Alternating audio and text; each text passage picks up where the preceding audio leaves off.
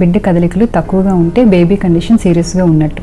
కనుక ఈ వీడియోలో మనం బిడ్డ కదలికల గురించి పూర్తిగా తెలుసుకుందాం. బిడ్డ కదలికలు సుమారు 18 నుంచి 20 వారాల మధ్యలో తల్లికి మొదటిసారిగా తెలుస్తాయి.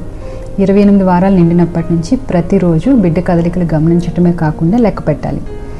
బిడ్డ కదలికలు లెక్క పెట్టేటప్పుడు రూల్ నెంబర్ 1, కూర్చుని లేదా ఎడమవైపు తిరిగి పడుకోవాలి. రూల్ నెంబర్ 2, టీవీ, ఫోన్ వంటివి చూడకుండా కదలికలపైన శ్రద్ధ పెట్టాలి. కదలికలు లెక్క పెట్టడంలో పద్ధతులు 2.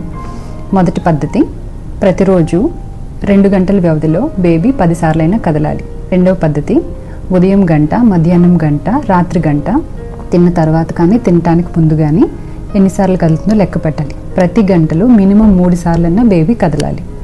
కదలికలు ఎక్కువగా ఉంటే కంగారు పడాల్సిన అవసరం లేదు. ఏ పద్ధతిలో అయినా కదలికలు తక్కువ ఉంటే జ్యూస్ ఏదైనా తాగి ఇంకొక గంట సేపు లెక్క పెట్టాలి. అప్పటికి కూడా కదలికలు తక్కువ ఉంటే వెంటనే హాస్పిటల్కి వెళ్ళాలి.